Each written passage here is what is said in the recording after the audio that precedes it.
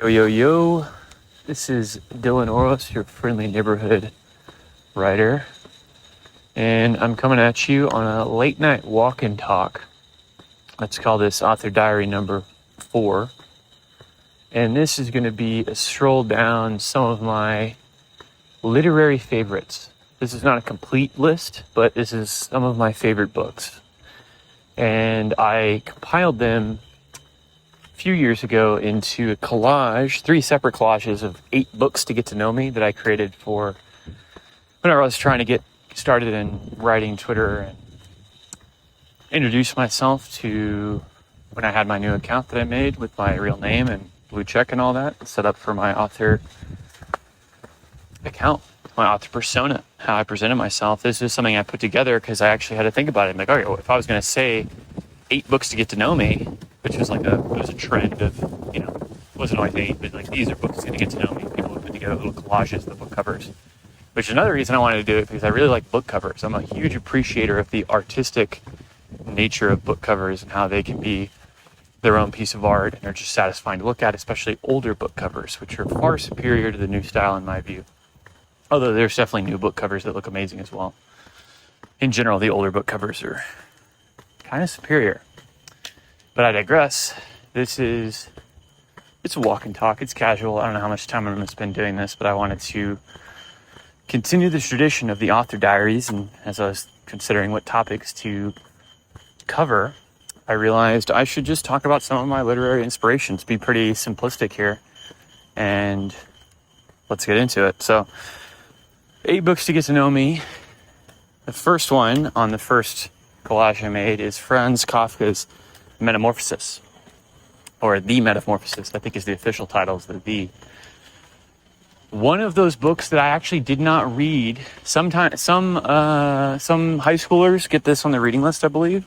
Metamorphosis is something I remember seeing in the reading list section at like Barnes & Noble and different bookstores I went to, but I did not read this. In high school, I read Metamorphosis. I probably wouldn't have appreciated it as much. I'm not sure, actually, but I read Metamorphosis. And this was my first true Kafka experience, because I read The Trial while in college, but I actually didn't finish it, I don't think, and I don't remember it. It was one of the first books I tried reading on Kindle, actually, so I actually have it on my Kindle. I should go back and read it now. But I never read anything by Kafka. Maybe some short stories, but I can't recall, right? So Metamorphosis is his most famous work, for good reason in my view, but I also haven't read the rest of his stuff. So Kafka's a writer that I looked up to now, because I've learned more about him and I understand both his struggle and his great genius. He's one of the great working class writers, and that's what Metamorphosis is about. It's a book that's actually very complicated, has layers, and I dug into it right when I was getting into existentialism. I memean, I was already into existentialism and all that, but you can see the tradition of existentialism residing in Metamorphosis next to Camus and Sartre and all these other figures that were like philosophically embodying, in addition to the Eastern European and the communist, the workers' rights, the times that Kafka was writing in, also contributed to this. And the Metamorphosis, I mean, I could give a full literary critique on it. I've written a literary critique on it, but it's a very powerful book about the interiority of someone who's being crushed by pressure from multiple angles. He has pressure from his family, he has pressure from his employer, he has pressure from the world, and he has pressure from himself that he has to live up to something. So all of these things are in the past of the novel, and the first sentence of the novel is now the result we're seeing. He's turned into a verminous bug, right? And a lot of people, at least, I don't know, from some of my peers and people I've known, readers or not, I think the Metamorphosis kind of gets a bad rap, or people don't really get it, or like, why is this such a good book? Or like they're expecting something more horror, like, like The Fly, like Cronenberg. It's like a bug man story where he like turns it, but it's like a very, very powerful account of a young man experiencing a bad day, and both not getting support and then also getting some support from his sister, the sister of the character Gregor Samsa, is the main character, turns into the bug, but his sister in the novel is actually the most important figure, and the ending of the novel really reflects how essentially it played out as far as this family. Father, mother, son, daughter. It's a 4-person family, I believe. I haven't read it in years now, but those are the 4 main characters, and the family is essentially, the family unit goes on at the end of the story, but Gregor had to be sacrificed. Essentially, his sacrifices allowed the sister to emerge from her chrysalis and become the future of this family. And Metamorphosis is about a lot of other things, but outside of all that, it's also just really, really well written. And I really, really appreciate how sharp and cutting Kafka's language is. And obviously, he's most known, Kafka-esque, is this word that's entered a lexicon, which is supposed to mean weird, uncanny. You're not sure where this is going. I don't know what's going to happen next. Why did this happen? It's so like non sequitur to have someone turn into a bug and then not have it be a supernatural story. How does this work? It's like things out of place, absurd. He's a master of all of that, and that's the reason he's earned that moniker. And yeah, I mean, that's a lot of words in the Metamorphosis now. I'm going to get through all these, but that's the first one here. So something that I actually want to repost soon on my various socials is repost the Metamorphosis essay I wrote for Thresholds and repost that on Zpunk. And kind of like I'm rehashing a lot of my old material on Zpunk, which is my newer blog, which has specific writing on it. But I like filling out both blogs, and been getting a repost on the new one. It's just something that I've been doing. So like I've been digging back through some of my old writing. And in the case of some of them, I'm going back and revising. But for the most part, I'm just reposting these old works. And the Metamorphosis essay is something I want to reread, re-revise, probably reread Metamorphosis as well. And repost that and kind of reinvigorate that essay, because that stands next to some of the stuff I've written on Camus, and then also some of the stuff I've written on Kierkegaard, and various other philosophers, but mostly Camus and Kierkegaard are my 2 people that I've read a lot of, and I really appreciate their thinking. I put Kafka next to them, and I think those are some of my favorite writings where I critiqued these more philosophical existentialists. In the case of Kafka, it's fiction. In the case of Kierkegaard, it's actually fiction and nonfiction. And then with Camus, it's nonfiction. What I've written about him. Obviously, Camus wrote fiction as well, and The Stranger is a great story, but I've never written about it. That's another good one to actually consider for a story or for a critique. But again, I digress. The next book's on the list, we're moving on, is Watership Down. So Watership Down is by Richard Adams, English author.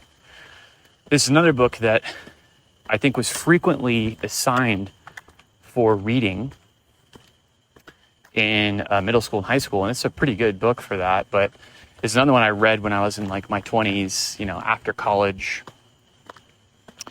And yeah, this book actually, it really birthed, I think, seeded the real tendrils and ingredients for journeyers.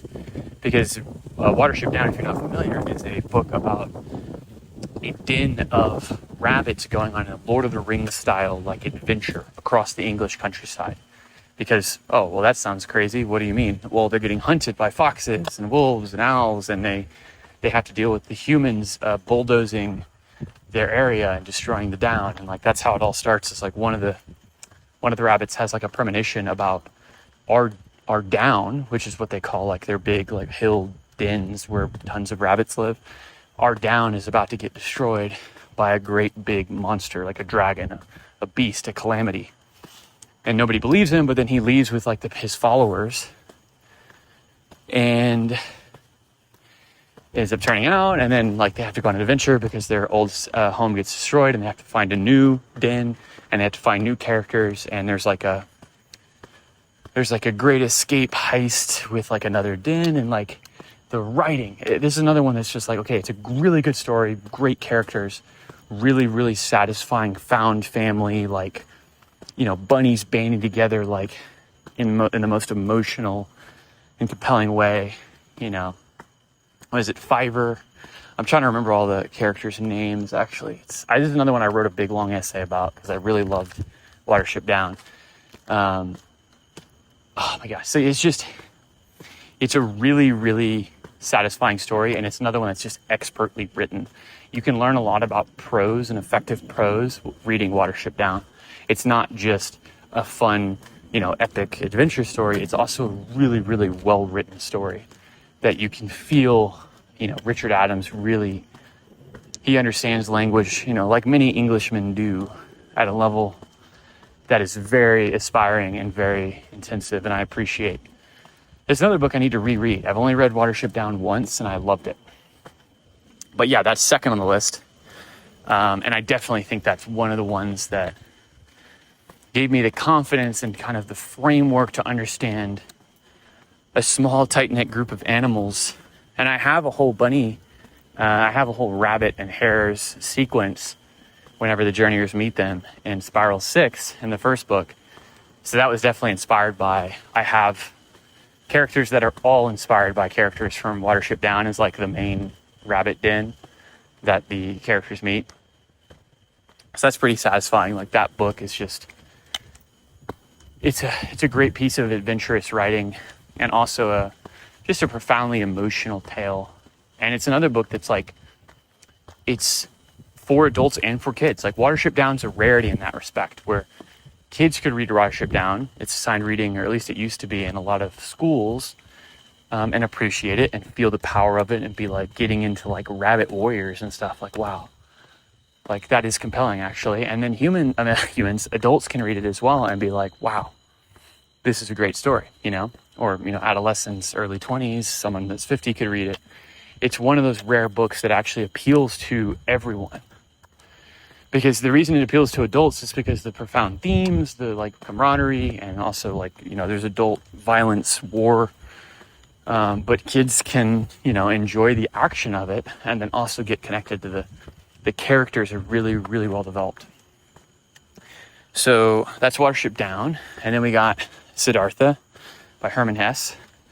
This is a book I read while I was staying for a weekend, actually, in Santa Cruz with my brother and his roommates. And like they had a bunch of eclectic books and things to get. And I was staying in a room with Hermann Hesse on the shelf. So I was reading it at night. And then I ended up taking it with me to the beach and doing some things out in the world while I still had it with me. So I read it over the course of this weekend. It's also not a long book. So I knew I could read it. So I committed to it. And it's one of those perfect books you can read on the road, or it's like, that's exactly what, Siddhartha is about. Is like, you find it at a friend's house, you read it, and you need to put it back, but it changed you. Siddhartha is not a book that it's not a book I can explain in a few words, but it's definitely a book that's, it's like The Alchemist in some ways by Paulo Coelho, which I don't have on my list, but it's another book I really like. And I read, that is a book I read when I was young in high school. It's like that book. I think Siddhartha's much better than The Alchemist, but the reason I put those together is because they're short, profound, like mythical tales. They're like a myth, right? Siddhartha tells the story of Siddhartha, the enlightened one, and he's going and traveling, and he has these things play out, and he ends up, kind of throwing, he's a wealthy man, but he ends up kind of throwing away the lifestyle, the wealth, the gold, the things that he built in order to become a fully engaged, like, meditator, monk, trying to reach enlightenment.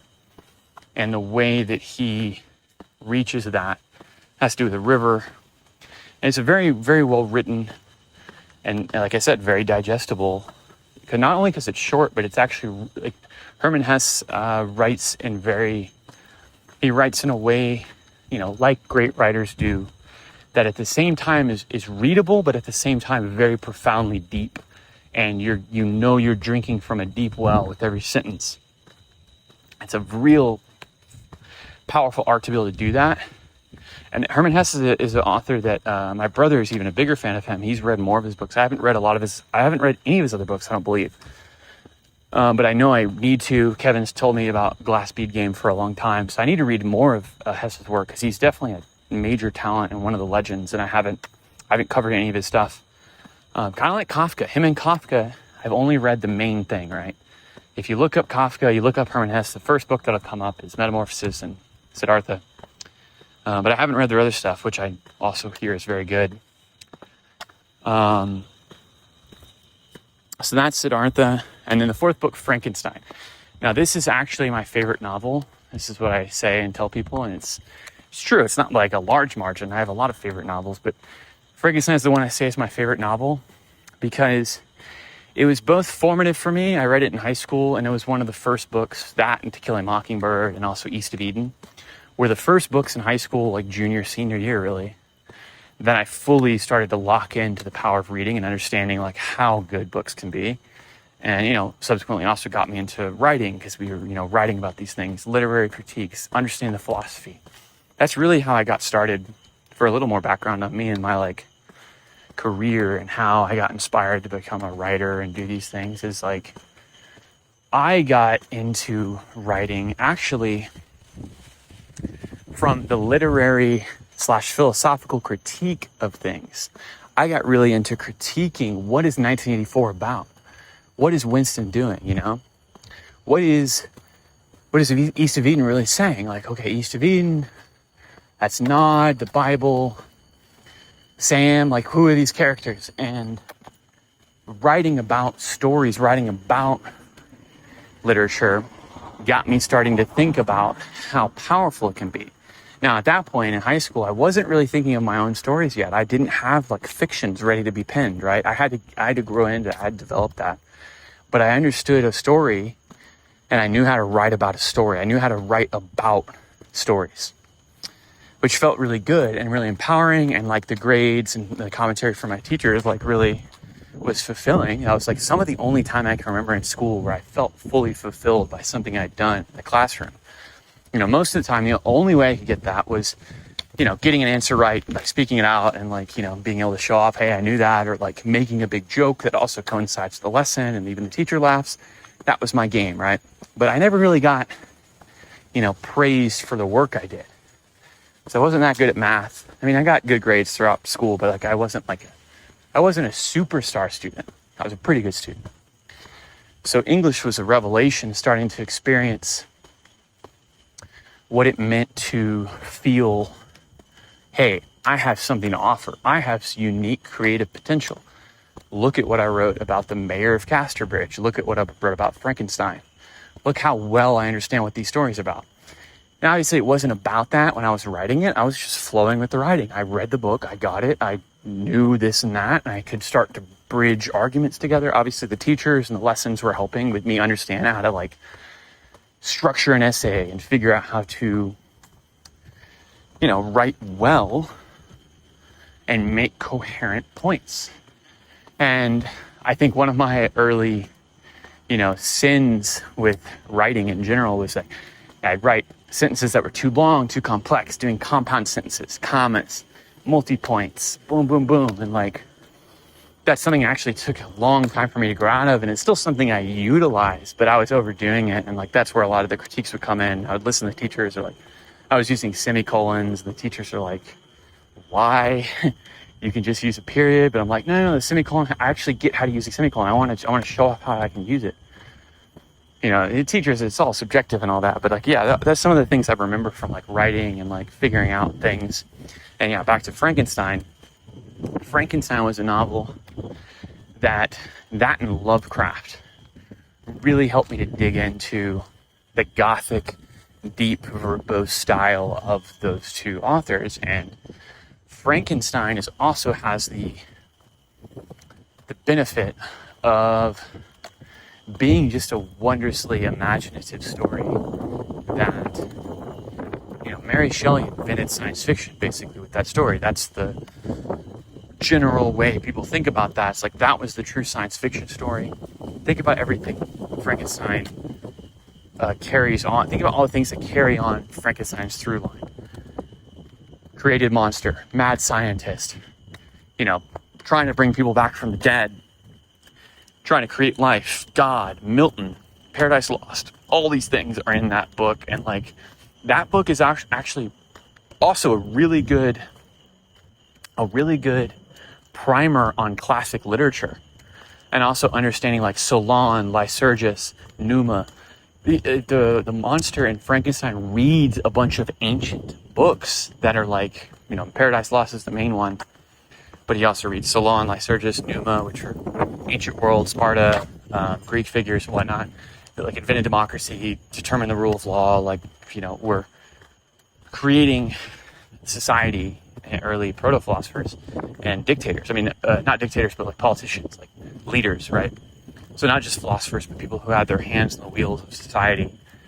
And, Frankenstein's monster is reading all this and learning how to be human from it. And Frankenstein is a timeless classic story for good reason. If you read it, you'll understand. But it really latched on to my mind, and it also helps that it has a supernatural element, which that's become my game and my angle. Frankenstein is a supernatural story, but it has profound human, scientific, philosophical, religious implications that are timeless and infinite. Mary Shelley, touched by God. And what else can I say about Frankenstein other than I've literally written a rewrite or a remake of Frankenstein in the form of postmodern Prometheus. I say it's inspired by Frankenstein. It's really actually a direct retelling of Frankenstein, just postmodernized and upside down and sideways and weird. And it's a good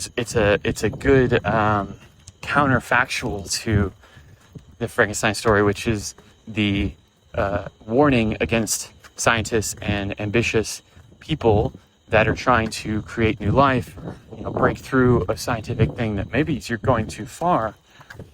Cyber Serial is a good counterpoint to Frankenstein as a reformulation of that story into what if you created a new being and you treated it like it deserved to be treated, like your offspring, with love, doing it the right way. Maybe you can create a new world that way.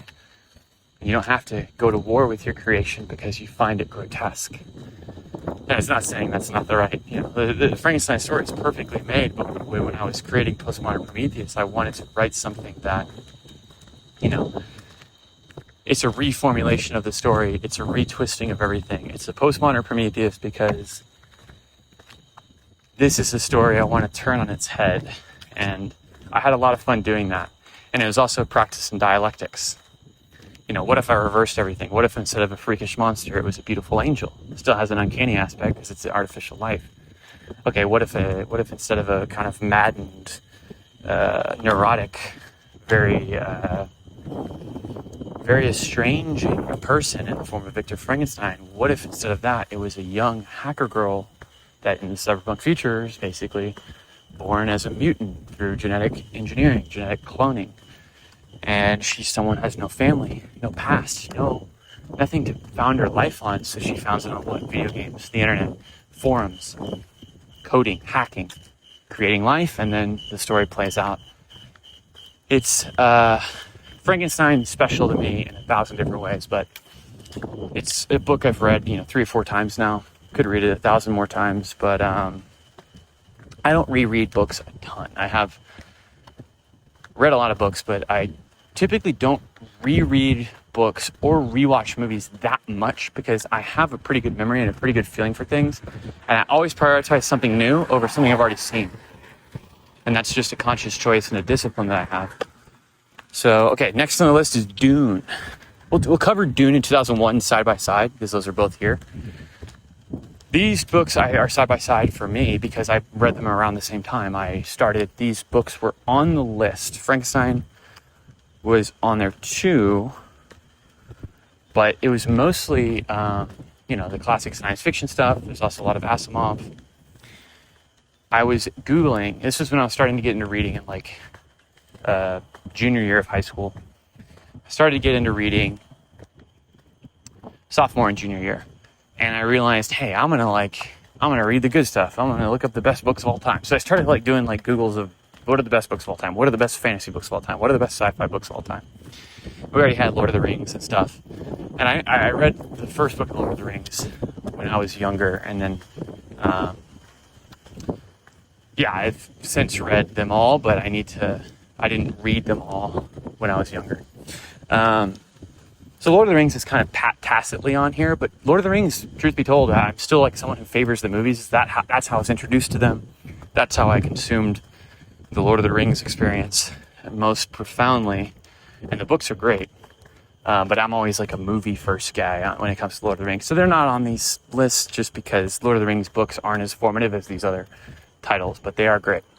Dune and 2001. So both of these were on the sci-fi list. And I think I read 2001 first.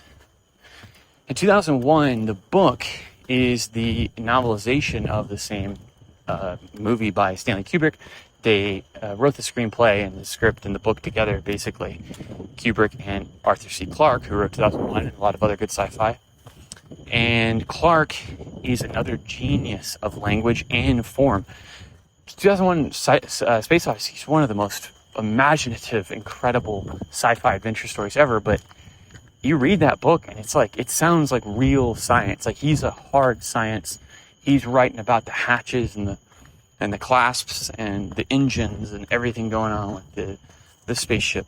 And he's just a genius. And his language, another book, another writer that's just so great at, like, another Englishman, so great at creating prose that is profound, deep, really engaging, but also just really, like, it's really engaging and readable while being brilliant and being very complex. And he's talking about the craziest science fiction far out there, going through the Stargate wormhole stuff, but he's also grounded it in, like, human language. He doesn't overdo it. Another writer that I really recognized his prose is something that was profoundly powerful and something that I, try to emulate. I've read several of other Clarke's books. Rendezvous with Rama is great. Childhood End, I believe it's Clarke as well. Childhood End is crazy. Childhood End is a really good book. And Childhood End is one I need to reread, like, this year, because I feel like the UFO stuff is going to perfectly match up with that. Clarke is someone that probably knew insider stuff too. Brilliant writer. Okay, then we come to Dune. So Dune by Frank Herbert, I think is the greatest sci-fi book ever. At least it's my, like, favorite, and, like, I think a lot of people say it's the best sci-fi book ever. Another one that's like Star Wars, in the sense that it influenced everything came after it.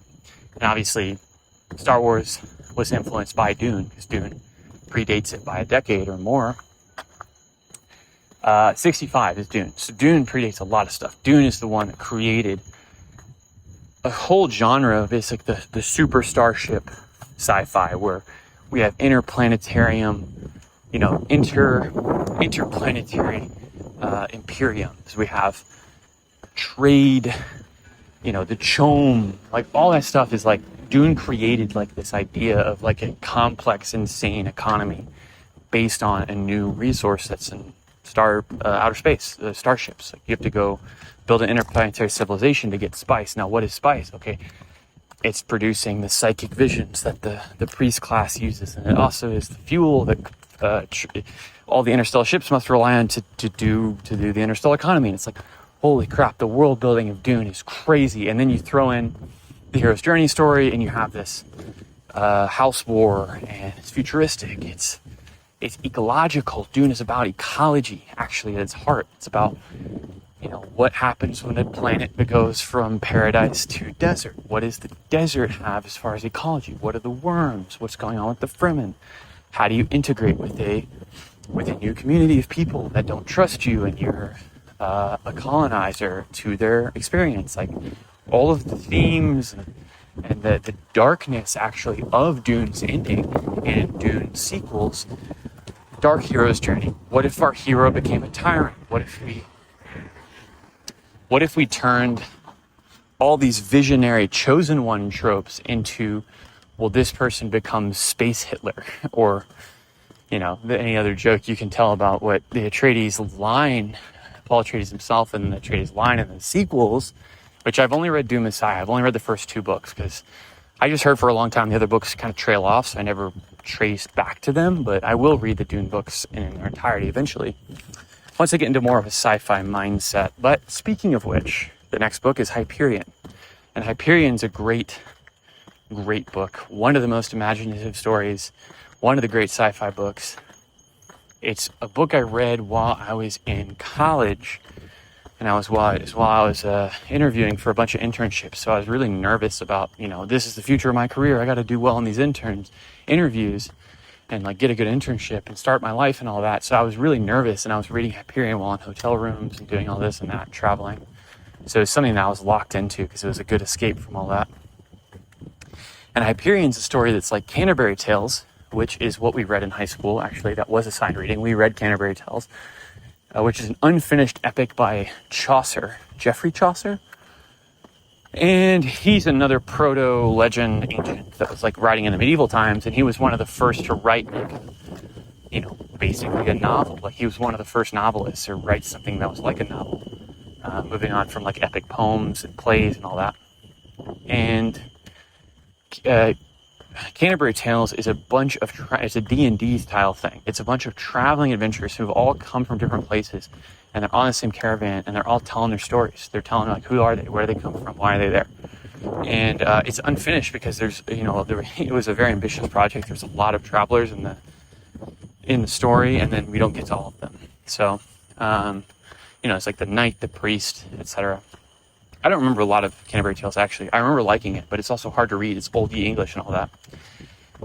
It was one of those things we had to slog through in class, but I really like the concept. And then Hyperion takes that concept of what if a bunch of travelers came together on like a current, you know, mission where something's important's happening that requires all of them, or like you don't really know the story yet, but then they start going around the table and telling their stories.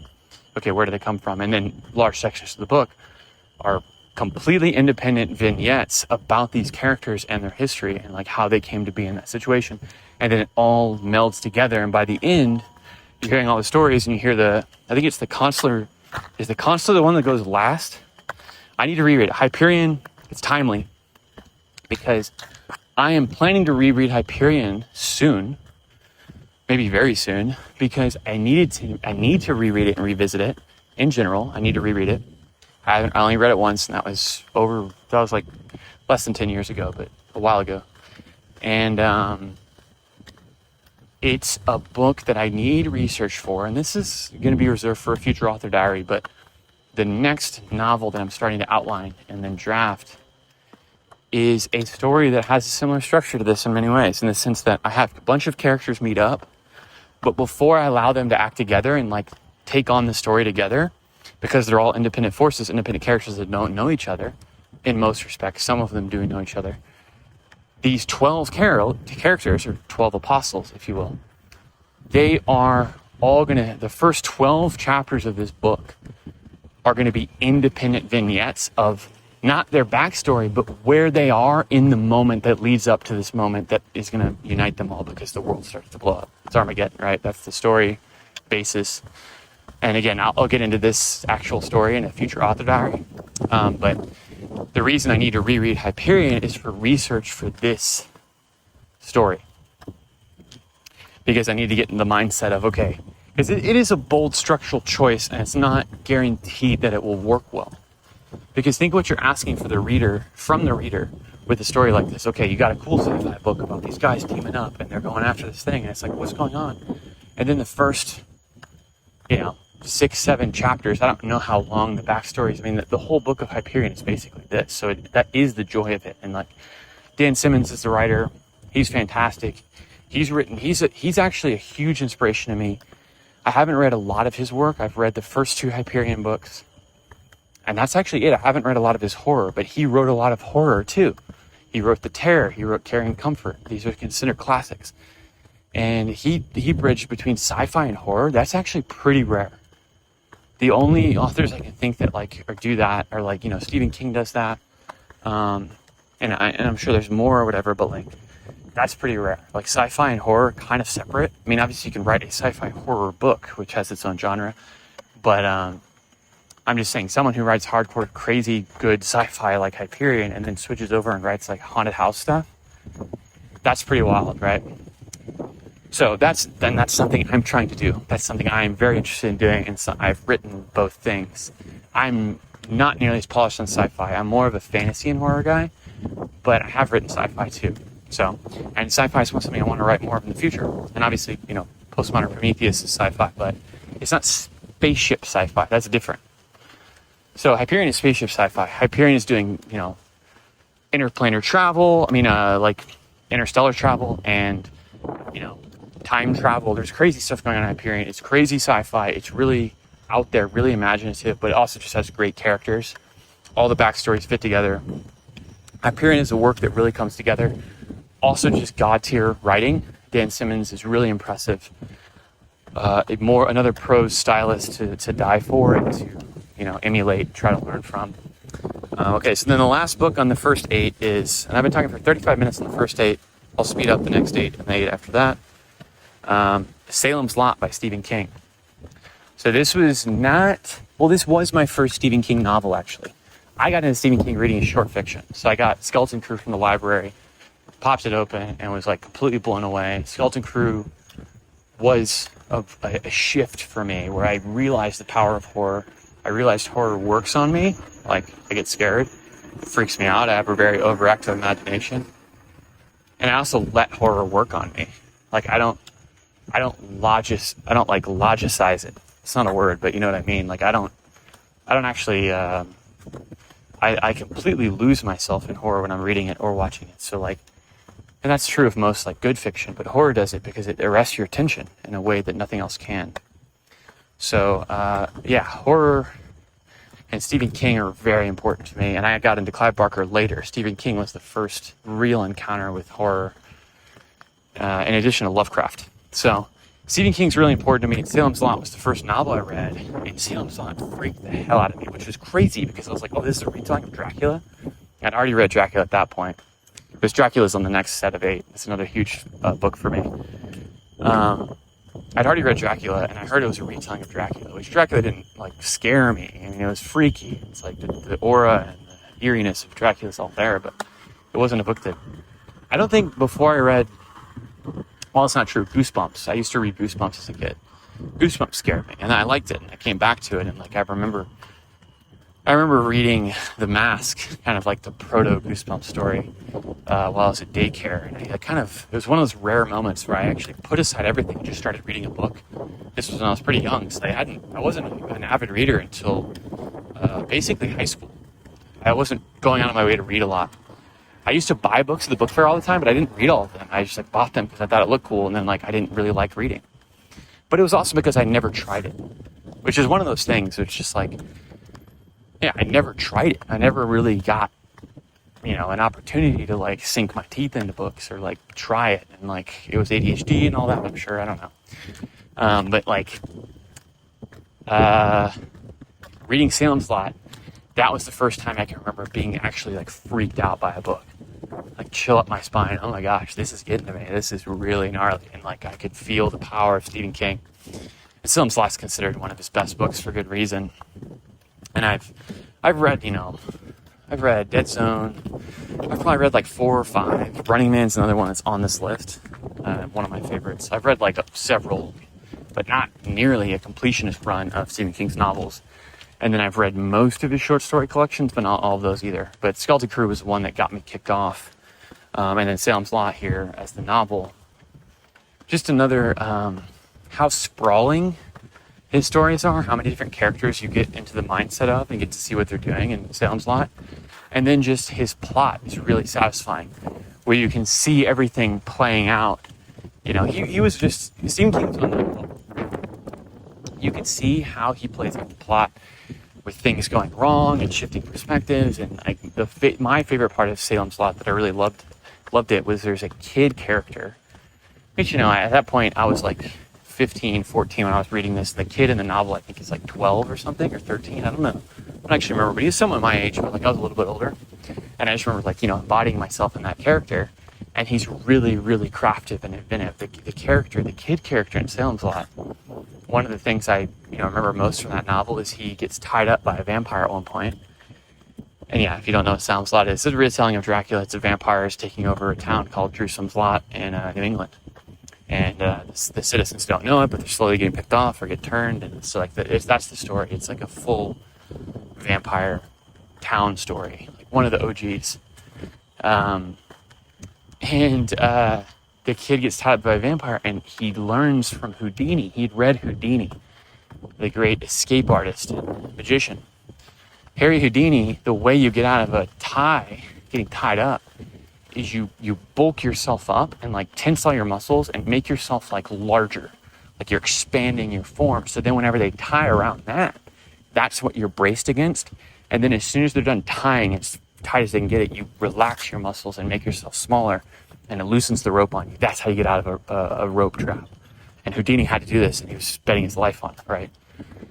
And the kid knows that, so he gets tired of the vampire, and he relaxes, and he gets out of the rope, and he starts to be like, okay, I'm in the vampire house now. I got to figure out how to escape. And like that whole scene was just like, that's the stuff, right? Like that's the good stuff. Like I love that. That's the thing you're trying to deliver with everything you're writing.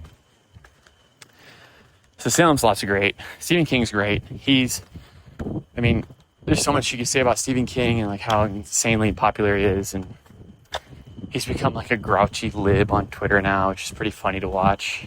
I love Stephen King. I mean, he's one of the most imaginative writers.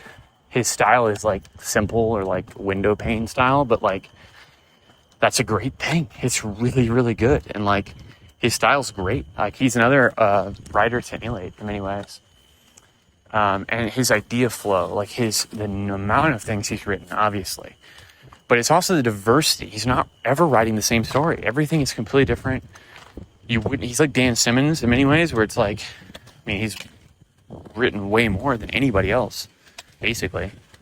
Dan Simmons is someone that him and Stephen King are really rare with this. Like I was saying about sci-fi and horror, which is the diversity of stories, the different types of stories they write. Both huge inspirations for me, obviously, because I'm operating on a similar level. Pause. In the sense of I'm going after a bunch of different genres. I'm going after a bunch of different types of stories. One novel to the next, for as far as what I've written, is completely different experiences, and that's by design. That's what I want to do. I like moving between things. Writing different types of things gives me momentum. So if I move from one to the other, I want to feel that I'm exploring new ground. Well, I just did fantasy. Well, now I'm going to do sci-fi. Or I just did horror. Now I'm going to do something else. And it's just like it's just the only way I know how to operate. And it's also like I'm ordering things in a way of like, I'm now ready to write this story versus like that one. Oh wait, that's going to take a little bit more time to research. And I don't feel like I'm there yet as far as like the type of writer I need to be to create that. So that's just a little insight into like my choice of what I write, and when I write it is like, I have a bunch of things on the table now that I know I'm going to write and be like, that's there, A's there, B's there, C's there. But today we're getting to D, or, if it's A and then B, it's all in order. You get what I'm saying. It's like, I know what's on the shelf that I'm like waiting to pick up to like dig into.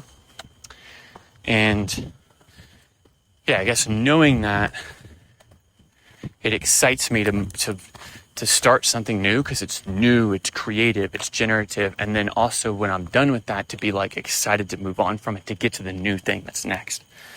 It's like almost like a psycho subconscious game I'm playing with myself in a sense of like I'm keeping my momentum like that because I'm moving between different things. Okay, so now moving on to the next 8. So we got Crime and Punishment by Fyodor Dostoevsky. 8 more books to get to know me. So Crime and Punishment was one of the first books I remember having to force myself to read through. In the sense of, it's one of those books that I started reading in college. I kind of just bought it randomly. And was like, I'm going to read Crime and Punishment. And I had no reason to be doing this. I didn't even really talk to anybody about it. Like at the time, it wasn't a book I was being like, hey, I'm reading. I was like telling people about Game of Thrones, like, a year later or whatever. But when I was reading Crime and Punishment, I was kind of like, I don't really care. And that's when I first started reading it. And then I was like, this book is really well written. It's dense. I'd never read Dostoevsky before. But once I got into the thick of Crime and Punishment, I was like, oh my God, I'm so engaged. I'm so thrilled about like this, being in the interiority of that character, Rasklinov. I don't know how to say the name. But yeah, Crime and Punishment is one of those novels that really digs into you, and it really grabs. You can see why Dostoevsky is the GOAT, and like one of the greats is like really just digs into the meaty heart of what guilt, philosophy, murder, emotion, what it's like to experience, the great regret, the great passionate rush to get this done, to be like, I have to do this, it's everything to me. Versus, it's like bipolar in that way, where it's like the great rush to get this done and do it, and then the great flow and just release of, oh no, what have I, the regret, what have I done? Ugh, like that feeling in that like novel is just like unbeatable as far as that specific, what Crime and Punishment's about. And Dostoevsky is another character, another writer that I need to read more of his stuff. Another one where it's like, okay, I've read the big one, Crime and Punishment, but I haven't read, actually, Brothers Karamazov. I've been saving. I was going to read it when I was turned 30, but I lost it. Kevin actually borrowed it from me, basically. And then he lost it. But it's kind of just gone now, so I don't really know what happened to it. And I actually could be wrong in that respect, but I'm pretty sure he had it, and then it went away, and I was like, whatever. But, it's not a big deal. I just haven't gone back and, like, rebought it and read the book yet. Brothers Karamazov, I did read Man Underground back in Houston. That book actually rocked me, because, like, a man from underground, like, I can relate to that character a lot. Like, I am that type of person in many ways, which is kind of crazy or maybe, like, weird to say, but, like, I get what that guy is going through. And Dostoevsky is another character that's like Kafka, where you can tell he's like Kafka and Nietzsche. Like, there's all these figures that are such great, genius, brilliant minds that are fantastic artists and philosophers and everything, but you can tell how much they struggled with their life, And Dostoevsky had one of the craziest lives ever. Like, he was a criminal, like an enemy of the state and all that, like thought crimes. So he had a crazy life,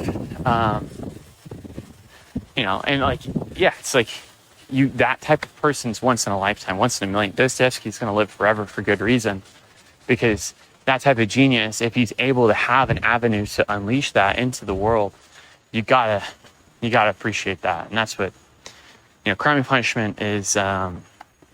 It's a book you should read when you're older. I probably tried to read it too young, and I was in college. Like I probably shouldn't have been reading Crime and Punishment. I probably should have been going to more parties or whatever. But, like, yeah, I mean, it's a timeless classic. I should get into Dostoevsky, and I should reread Crime and Punishment for sure. That's another reason to do all this. Is like I'm just walking and talking about these books around my neighborhood right now. Like, it's 2 a.m. now. And I haven't talked about or prepared any notes for any of these books. I'm just kind of looking at the covers and, like, on my phone here and going down the list. But it's bringing back all these, like, memories and, like, why I love these books, This is just me off the cuff saying, like, okay, yeah, what do I remember about this book? Because a lot of them I've only read once. Dracula I've read twice. So Dracula is like Frankenstein. They're basically should be read side by side in many ways, because they're so, like, I think Frankenstein's a little bit stronger as a project, but Dracula has really, really great writing. Dracula's really, I really like. I mean, Frankenstein and Dracula are great examples of just perfect, like, Gothic, deeply engrossing writing. And Dracula's another one that's like, it's influenced everything. Dracula's whole system or setup, the structure of the story is letters. So you're reading accounts from different characters as they're encountering the supernatural Dracula events. And yeah, that framing really makes the story, it adds fidelity to the story. Because initially it's kind of like, okay, who writes letters like this? But then once you get into the prose, it's like kind of like, okay, this is brilliant. And then knowing it's like, okay, Van Helsing wrote this entry. It's like, wow, this is raw. Like, you can't. And also the creation of Van Helsing, Abraham Van Helsing, he's just as important to fiction and the future of, archetypes in fiction and novels as Dracula. Van Helsing, the vampire slayer. Think about the lineage of the vampire slayer. That's a lore, right? Blade, all the crazy vampire movies that have been made, all of the vampire fiction and video games have been made, Castlevania. The vampire slayer is as important as the Dracula and the vampire. So Van Helsing's another great character, literary invention. And Van Helsing stands side by side with, like, Sherlock Holmes in many ways. So Dracula's great. Dracula's like required reading. It's like, I read, like, the Iliad and the Odyssey these past years. Pretty late, I guess, for a literary mind, but Dracula I put in the same camp. Dracula's on the level of the Odyssey for sure. A classic. Okay, 1984, George Orwell. So this book kind of freaks you out. First of all, 1984 is really actually scary because it's like you read it, and Orwell is another excellent example of someone who knows how to write clean, crisp, easy to read, profoundly deep, profoundly, holy moly, he's going ham. Like, because it's satire, right? He's doing satire, but he's also saying, like, this is real. This is happening. Are you aware? In 1984, another book that's like, okay, it's like all getting banned everywhere in America. Hello, yeah, we're in 1984 all over. 1984 is like, it's all there. Like, thought crimes, and like, you could argue things are even like worse than 1984 because, like, okay, yeah, we got like 1984, like mass surveillance, thought crimes, all these things are happening. But we have it towards all that's happening, but it's like Burger King and like ads and McDonald's and stuff. And it's like, it's even worse. And like AI is now creating this like market of like, you know, bots hiring humans. It's like kind of crazily worse than 1984, if you get what I'm saying. Like our actual modern reality, if it keeps playing out, and some of the negative trends of like AI and, you know, turning people into mulch because they have no use anymore, because they have no economic value, and it's like hyper-capitalism, and we just start mulching populations of like people that can't do anything. Really, really dark shit. That feels like, you know, 1984 is like the blueprint for that, but we're even getting like a more transmogrified, weird, twisted, warped version of that. It's worse in some ways because it's so childish and chintzy. It's all like, I don't know, I'm just ranting, but 1984 is like I said, it's scary because it told our future, and it really set up how control mechanisms and technology, because 1984 is a sci-fi book too. The technology in that book proves it as a sci-fi book because it's like micro cameras, microphones, you know, this is mass surveillance perfected. The human body, the torture of the human body perfected. That's what that book's actually about. It's mind control, torture, and the human spirit, and how the human spirit battles back against it. People are still going to fall in love even when this fascist infrastructure is falling into us. People are still going to fall in love. People are still going to like try to do more for each other. They're going to try to perform revolution, but maybe it doesn't work, but they're going to try. And that's the human spirit. And the great question of 1984 is like, can the human spirit be destroyed? And that was like the Socratic dialogue we had in our class and stuff that we like, me and my friend popped off. And like 1984 was one of the most profound books you'll ever read. And it was something that really got people talking in high school. Like the whole class was participating in these Socratic dialogues, and like we were going ham because it is like a striking story about both things we're familiar with, things we fear, and also just really highly, very cutting language and writing. Like 1984 is a perfectly written book. As far as like how Orwell is able to do his language is crazy. He's actually like Hemingway, where he's doing a lot with like not a lot with concise language. He's getting a lot done very quickly, and it's satisfying. He's an easy author to read, and that's true of all of his writing. You can read some of his short stories or like his essays and stuff. One of my favorite Orwell writings is actually about writing. He's like, what is my on writing? Like, you know, short little essay, little message. And he's like, the 4 reasons people write. And it's like persuasion, egotism, you're educating someone, or you're informing them, right? And he kind of goes down the list, and it's like, these are the ways you can use the different ways. And he was just a genius mind. Like Orwell is someone who, he was a sharp dude. You can just tell. Okay, East of Eden, John Steinbeck. Yeah, so East of Eden was another one where all my friends, everybody that was in that class in English really got into this book, and we were like talking about it at lunch. You know, it was like a rock star thing. It was this stuff. East of Eden was juiced. We were all like imbibing. Like we loved that book. I am like saying it as a community thing because I remember reading it with a lot of other students. So East of Eden, another one I need to reread. But Steinbeck, brilliant. I mean, I don't actually have a lot of specific things to say about East of Eden because it has been so long since I've read it. I was back in high school, senior year. But it just had a profound effect on me. It was a really emotionally devastating and emotionally compelling book. And I just remember like leaving leaving that book, and at the end, the last page, thou mayest, Tim Shell. I mean, you can't. That's another like book that was like touched by God, where it's like Steinbeck was doing things in East of Eden, and Grapes of Wrath, Of Mice and Men, good books. East of Eden's a great book in my view.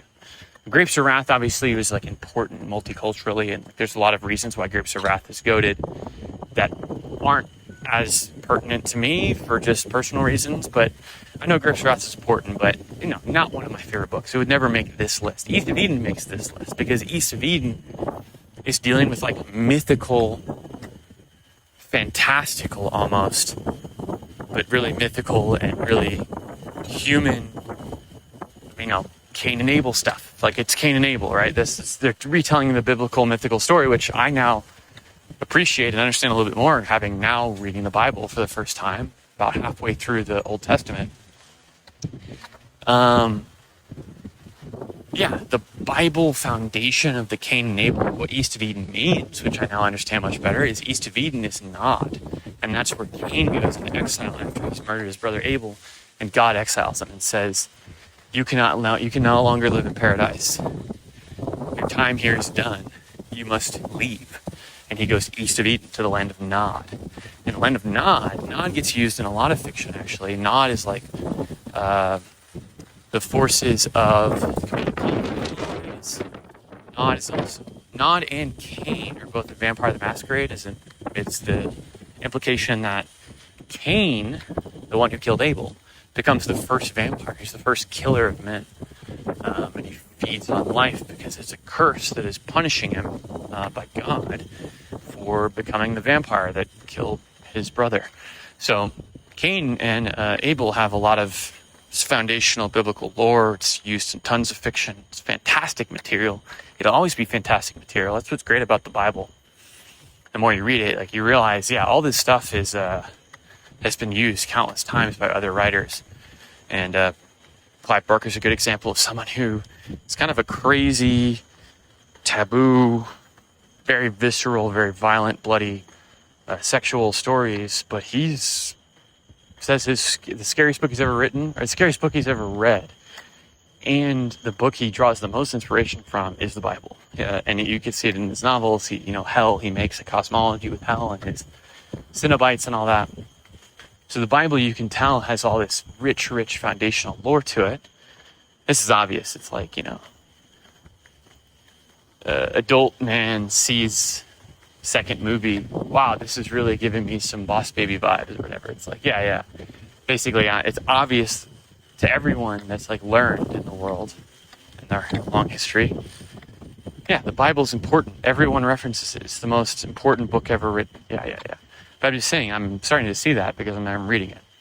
So, East of Eden has this biblical foundation. Is basically the point I'm getting at, that like creates this mythical story that he can tell with very human language, human encounters, very satisfying characters, but also like devastating eventualities in that story. And it's another one I need to reread because I don't actually remember a lot of the details, but profoundly, I think it's Steinbeck's best book. I haven't read all of his books, but I've read the big ones. Shōgun by James Clavell. James Clavell also wrote The Great Escape. Great book, or great movie. James Clavell he's also a screenwriter. He wrote Shōgun. Now everybody knows what Shōgun is because they made an FX show about it that's amazing with Hiroki Sanada. Shōgun's amazing, but I can claim I was on this shit years ago, way before the show.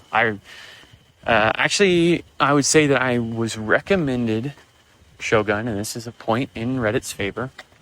I sometimes clown on Reddit. I give Reddit a lot of what is the opposite of credence. Don't really like it. The site, hive mind, never really became a Redditor. I never used the site. I'm not doing this from experience. It's just the types of people and voices it highlights. The Reddit has its issues, just like 4chan, just like Twitter, just like everything else.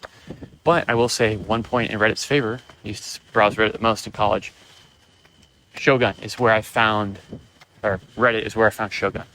There's a long thread about like some of the best history. It was either a thread about historical fiction or just like a general best books ever read thread. And the Shōgun recommendation was near the top. A lot of people upvoting it, long discussions about it. Everybody's praising it. I was like, this book looks amazing. I got to read this.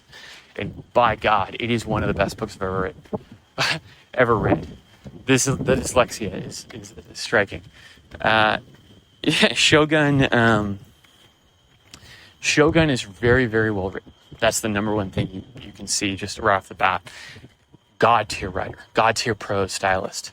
Another one that's like very engaging and easy to read, but at the same time, he's twisting these insane literary realities with the characters and the contrasts and the different roles and all the Japanese, like, subtle cultural stuff that's going on in the story. And it's really well done by the performers and the writers of the show as well.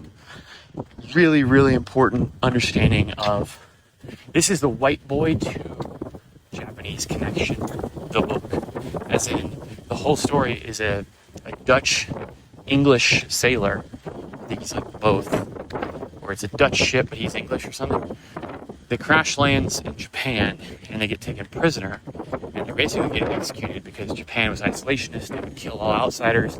But there was the start of them using the Catholic Church and having priests there.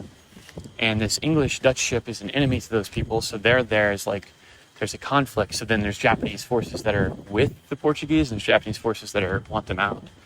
So this guy basically has to learn the ways of Japan, has to learn Japanese, the language itself, and then also learn their ways to survive because all these men are getting executed. He has to prove his worth. He has information. He has information about like what's going on with the Portuguese, and he has an in with a few of the leadership figures of the Japanese. So then he starts to like, I need to like perform and figure things out. So he has to start participating and has to become somewhat of a hero while this tumultuous Shōgun battle is happening between all these different Japanese factions. There's warlords convening. The Shōgun is the mythical figure that can unite all the clans as a warlord and defeat enough to unite everyone under his rule and bring peace to the realm through strength. It's the ultimate war games, Japanese lore, samurai battle stuff going on. It's the ultimate book. It's awesome. Like, Shōgun is God tier. And the show's amazing. I need to rewatch the show as well. Next on the list, Clive Barker, Weaveworld. So Clive Barker, I've talked about Clive Barker a lot, actually, on this channel and whatnot. Clive Barker got into originally, just replayed this game, Clive Barker's Undying. You can check it out on my game journal videos on my YouTube channel. That's just where I'm streaming these single-player games with my own commentary and kind of talking through them as I go. And Clive Barker's Undying was the first game journal game. I've streamed games in the past, but now I'm like rebranding it as game journal, basically. So Clive Barker's Undying is an old 2001 game where Clive Barker is both a voice actor and also wrote the game, the story, and he worked with developers that actually made a lot of really other really cool games.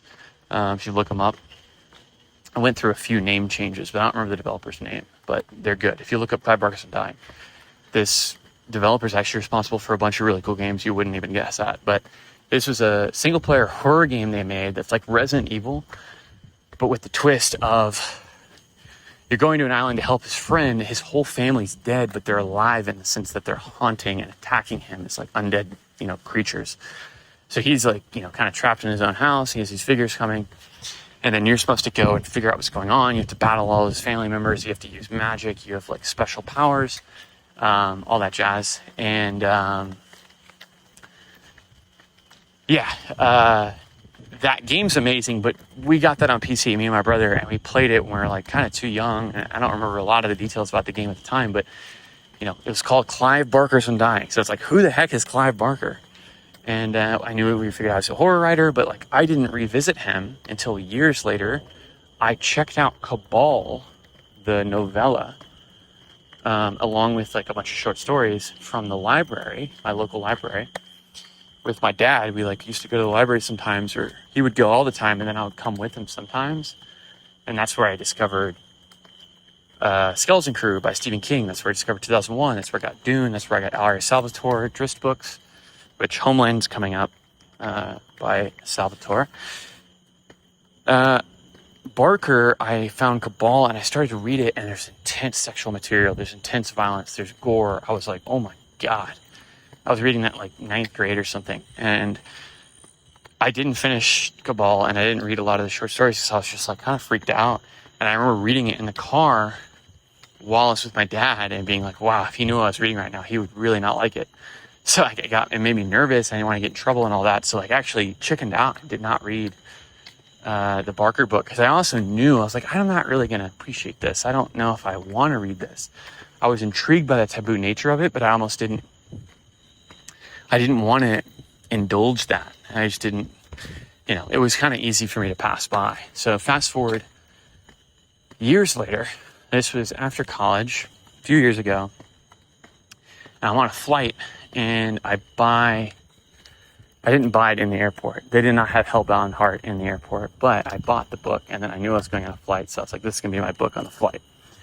So I got Hellbound Heart by Clive Barker. And I actually hadn't seen Hellraiser yet. So I read the book novella, Hellbound Heart, which is what Hellraiser, the movie, is based on. I think I saw Hellraiser after. Maybe I'm wrong. Maybe I'm crazy. No, I did, because... And the reason I know this is my first Letterboxd review for Hellraiser, I say the book is better.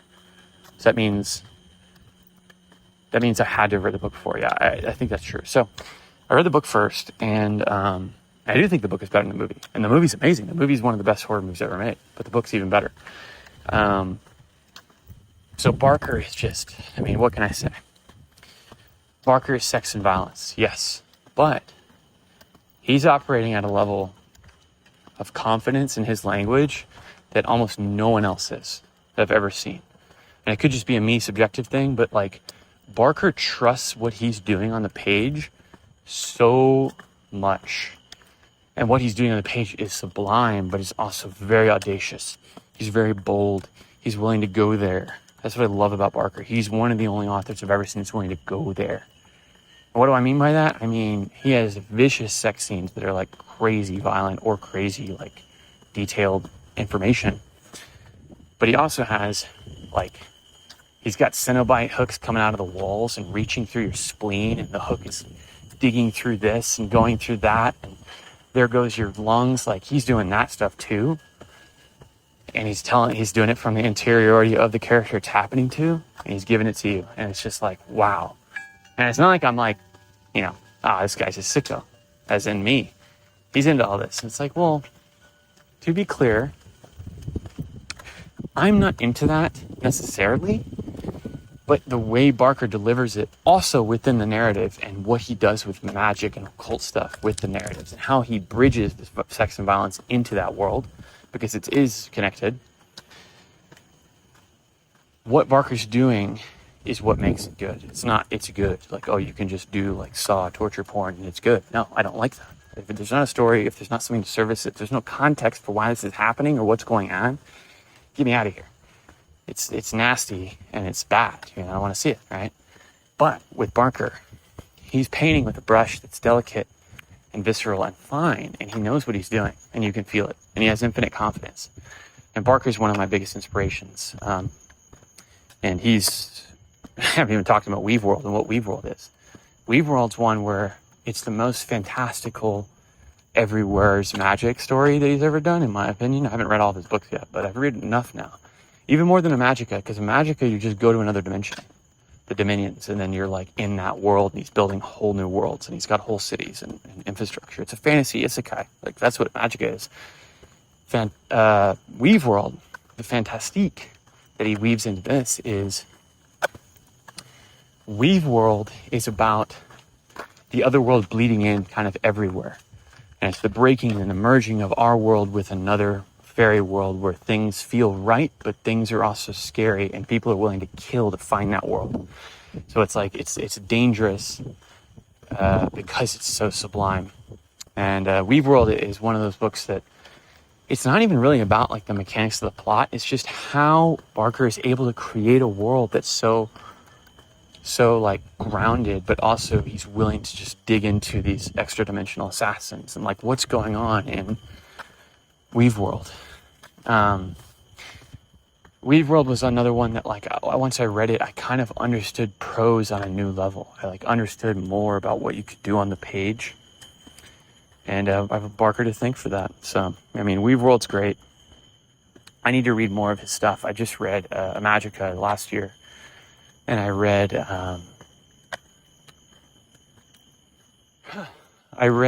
Damnation Game last year as well. And then I read Scarlet Gospels the year before that. So I've read some of his novels the last few years, but I still have Cold Heart Canyon. I still have Great and Secret Show. I still have Aberrat, the children's book, which is interesting. Barker writing a children's book. Like, if the parents knew what else he'd written, they probably wouldn't let their kids near it. But Barker has a passion for it, and I have no doubt it's a fitting book for children. Barker is someone who appreciates art on a level that's freaking sublime, for lack of a better phrase. He is someone who has a passion for the arts, and he speaks from the heart, and he's willing to tell people about, you know, what... He's one of the most important inspirations for artists everywhere. If you ever hear him talk, you can recognize what his value is to the game. Okay, so next is George R. R. Martin, Game of Thrones. Game of Thrones, some of the best books I've ever read, like many others.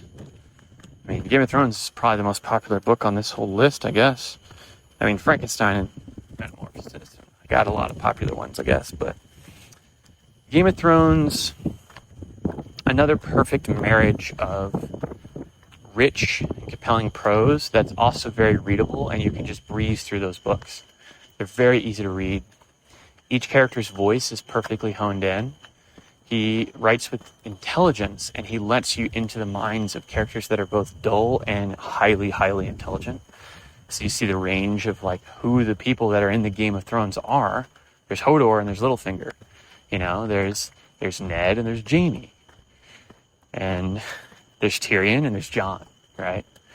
There's courage, there's stupidity, there's intelligence, there's deviousness, there's monstrousness, Joffrey. Yeah, I mean, so Game of Thrones is brilliant, and it's the perfect marriage of world building, plot, character. All three completely on lockdown. All three are models for what the modern writer is expected to do in many ways, which is terrifying because it's like, Jesus, who can do this? Game of Thrones is a miracle that it even works. The only thing I can compare it to is an anime called Legend of Galactic Heroes, which is based on a novel series about interstellar. It's like Star Wars, but instead of Jedi, it's like geopolitics, crazy lore crafting about the economic situation, about the weird contingent events that happen in history. Yeah, anyways, Game of Thrones is crazy because there's so many characters and things going on, and it's about history. It's about the history of betrayal, the history of power mongering, the history of this crazy fictional world with, like, dragons and magic, but it's kind of reserved. It seems like it's gone away. It's like Lord of the Rings, but even more reserved and realistic in the sense that, okay, yeah, there's shamans, there's wizards, there's sorcerers, and there's magic swords, kind of, that, you know, can kill things, obsidian blades, there's dragons, all this shit. And it's like, what's really going on? Who are the people that decide things? And it's like, the Game of Thrones is often decided by not luck, but almost the most random, crazy strategic blunders or plays. And then these things are the things that end up deciding the maneuvers of who gains power and whatnot. So Game of Thrones is like it's like a real dream story. It's like everything came together. And the shame is that he's not actually going to be able to finish it unless he hoofs it and it really locks in, or he has written way more than we have seen or expected or heard from him. But I mean, I wish Gurm the best. Gurm and I've had this problem with a lot of my favorite work, unfortunately. Game of Thrones, George R. R. Martin, Hunter x Hunter, Togashi, Berserk, Kenta Aramira, rest in peace, Old Pal. Some of these stories are so epic and so large that it becomes difficult to finish them. It becomes difficult to keep on the same pace, to, like, keep sacrificing your body and mind if that's what you're having to do to complete it. And in the case of Dagashi, he has health problems. In the case of Mura, he had health problems. In the case of Gurm, I'm guessing health problems is some of it. In addition to having the show and like that already ending it for him and the emotional release of the ending being delivered in the show's experience, but people also didn't like it because it was rushed. So that's very justified in my view. But I also kind of liked the last season. I'm not like a super hater, but there were some betrayals. There were some terrible outcomes. There's some frustrations with how accelerated and sped up it was. They should have just had more episodes. And then there's some really egregious writing mistakes. I can point it all out, but I still liked it because ultimately I like seeing my guys again. I like seeing Jon, Daenerys, and even Bran. I like Bran. He's one of my guys. So yeah, Game of Thrones. I mean, what can I say? Come on. But yeah, it's on this list for a reason. I love Game of Thrones. They're great. I got into Game of Thrones because I heard the show was coming out. The show got announced, and I was like, Game of Thrones scheduled for next year, next spring or whatever. And I was like, oh, that sounds cool. I'm going to Google it. And then I looked it up, and it's like, oh, it has really good reviews. Didn't look up anything else. I just bought the book and started reading it because it had good reviews, and they were making a show. And I was like, ooh. And that's back when I was like, I wasn't watching shows, but I was like, I should get into like modern shows. I should watch shows. People watch shows. I can talk about this show with other show watchers. So I saw that and I was like, oh, that's going to be important, which turned out to be a very wise decision. See, I should trust more things about that myself like that. I saw Game of Thrones, the show was being made, and I looked it up, and then I was like, this is going to be huge for the future. That's the real decision tree of why I read that. I just knew that was a good thing to be doing. Trying to be 100% right.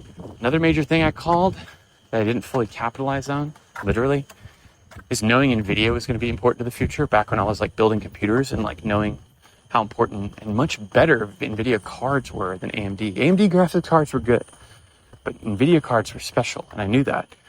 Transformed down to now, the future AI. And if I had invested everything in NVIDIA, I'd be a billionaire, right? Anyways, last book on the second list of 8 is Legend of Drizzt, R.A. Salvatore. So I'm just saying the whole series because I've read like 80% of it. R.A. Salvatore writes D&D books. These are characters that exist in the Forgotten Realms setting of D&D. So let me push up my nerd glasses and explain to you what D&D is. Now, Dungeons & Dragons, tabletop role-playing, it's a fantasy world. Think of it like Lord of the Rings, but Forgotten Realms has its own lore, different characters, everything, history. But there's dragons, there's beholders, there's giants, there's, sunken ruins. The Drizzt series specifically deals with the subterranean species called the Drow. They're dark elves. They're reverse elves. They're elves, but what if elves lived in the earth and they were evil and they weren't cool and like the perfect being or whatever an elf is supposed to be, depending on what universe you're working in. But Forgotten Realms books are great. There's also a lot by Ed Greenwood. He's the guy who made the Forgotten Realms. He's the guy who created Elminster, the great wizard. Another iconic character in Forgotten Realms is Drizzt. So Drizzt, D-R-I-Z-Z-T. Some people say Drizzt. Some people say Drizzt. I say Drizzt. I think it sounds cool. Drizzt Do'Urden. So yeah, he's a ranger. And kind of like Aragorn, but if he's a dark elf, and he escapes from his subterranean world. The first book's called Homeland. A lot of people think it's the best book. It's about a dark elf learning to rebel against the violent and sadistic ways of his brethren, and his father, who is another figure that's the same, but has cowed and lived his life in the shadows of being someone with a morally good heart. Zaknafein, Drizzt's father. Their relationship is the great highlight of that book, and the great highlight of, kind of the whole lore in the beginning of Drizzt's journey is the fact that his father is the same as him in many ways, like another kindred spirit, but he didn't have the courage to resist until the very end. So it's almost like Luke and Darth Vader. Drizzt is really, really lore impactful for me because it was one of the things that got me into reading. Drizzt is what I have to thank for, Dune and Kafka and Stephen King and everything else I've listed here is because of Salvatore. Salvatore got me into reading. I was like 9th grade or whatever, and I was like, Kevin had just gone off to college, and I was in his room kind of searching through his old video games. And he also had his books nearby, and I was kind of looking through all this stuff. I didn't really tell him until after I found the Drizzt book. And then I found the Drizzt book, and I was like, hey, what are these fantasy books? And I just texted Kevin that, and he just texted back. He's like, "Oh, those are so goated. Those are some of the best fantasy books I've ever read. They're better than Lord of the Rings." Like, he said that, and I was like, "Whoa, that's crazy." If Kevin's saying that, then he must mean it. And so I started reading the Drizzt books. The Legacy was the first book I read, which is actually book 7 in the series or so. So I'd missed, the beginning of the series, but it kind of didn't matter. The way they write those books, Salvatore's really good at it, is every book kind of introduces you to the world and the story in such a way that you're kind of up to speed and you know what's going on, even if you don't know the full history. And then the full lore kind of is revealed over and over, and like the characters reiterate it, so you kind of get what's going on. And then when you go back and read those books, these are the stories, this is where it came from. So, Drizzt books, there's like 20, 30 of them now. I've probably read like 20 of them. Just a fun fantasy adventure story where it's about like a party of characters that have to go fight dragons and go on adventures and save the Dwarven Kingdom, Mithril Hall, Bruenor Battlehammer, Wulfgar, Catti-brie, Guinevere, Regis, and Artemis and Triri, Jarlaxle. All these are great, iconic characters. If you've ever played D&D or if you want to play D&D, read Drizzt, and it's going to make you want to play more. Or it's going to make you inspired to make a character or write a story. Drizzt is fantastic. It's just crisp, clean adventure, and it's constantly learning about new magic, constantly meeting crazy new villains that Drizzt has to fight. He's always insane swordsman. He gets such a legendary rap as a swordsman because he is the greatest swordsman in the world. Basically, he's gone on all these adventures by the time you're in the middle ways of his saga, and he's fought all these legendary warriors that everybody knows his name. He's like Billy the Kid. He's like Wild Bill Hickok. So then everybody wants to challenge him too. The gunslinger issue where, okay, you're the greatest, but people are going to come at you. They want the crown. They want to say, I'm the one that put him down.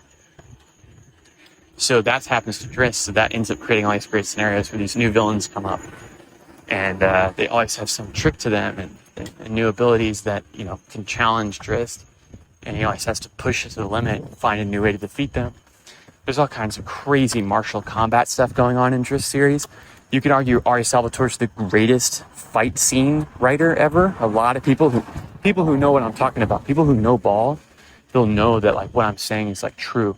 And of course I haven't read, 95% of the sci-fi and fantasy out there. Obviously, I've only read my slice of things. I haven't read tons of other people that might be great fight scenes writers, but I would say of the writers I've ever seen and who gets into the meat and potatoes of back and forth 1, 2, 3 combat, where it's like I'm going, you're going, fight, slash, block, what's going on, what's the long middle way, and then what's also this piece by piece, like fight of, fighting, sword fighting, fist fighting, martial arts, whatever it is.